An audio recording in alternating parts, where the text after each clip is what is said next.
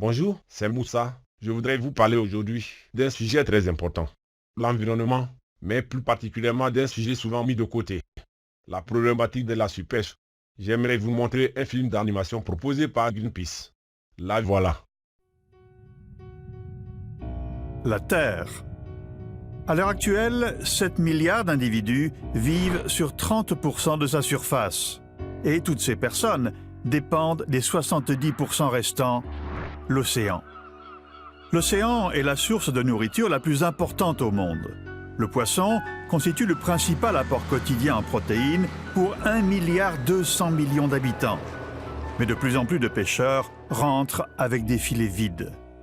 Revenons un peu en arrière. Certains scientifiques affirment qu'au cours des 60 dernières années, les stocks de gros poissons ont baissé de 90%. Ils nous avertissent du déclin probable de toutes les espèces pêchées dans moins de 50 ans. La cause principale, la surpêche. Les palangriers déploient 1,4 milliard d'hameçons par an.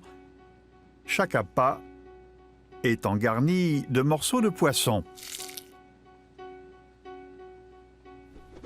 Certains chalutiers jettent des filets d'une superficie pouvant atteindre jusqu'à 23 000 mètres carrés, la taille de 4 terrains de football.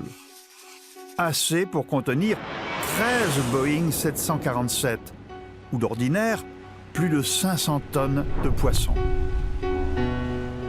Ces 500 tonnes de poissons comprennent de nombreuses prises accessoires, c'est-à-dire des créatures marines capturées accessoirement, souvent en grande quantité. Généralement, les chalutiers à crevettes rejettent à l'eau entre 80 et 90% de ces animaux.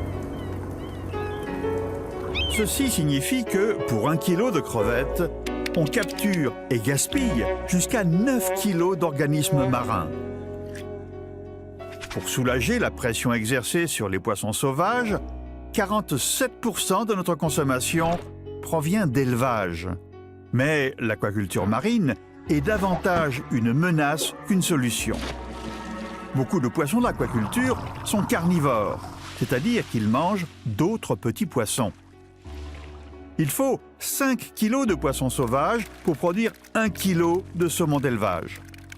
L'aquaculture ne fait que transformer de petits poissons à faible valeur commerciale en espèces plus lucratives. Cela ne crée pas de poissons supplémentaires. La majorité des stocks européens de poissons sont surexploités.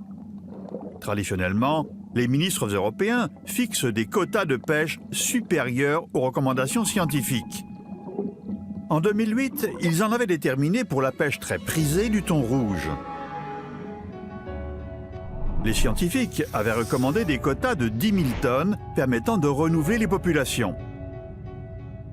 Pourtant, l'Union européenne et les autres nations pêcheuses ont fixé des quotas de 29 500 tonnes, soit 3 fois la limite suggérée. Ainsi, malgré ce taux déjà très élevé, 61 000 tonnes de thon rouge ont été capturées, 6 fois plus que les recommandations. Des milliards d'euros de subventions publiques alimentent cette surpêche. Si cela continue, il n'y aura bientôt plus de poissons. Comment en finir avec la surpêche? C'est à vos représentants politiques à Bruxelles qu'il incombe de prendre des décisions pour l'éradiquer. Les citoyens, eux, ont la responsabilité de les encourager et de leur apporter leur soutien dans leurs efforts.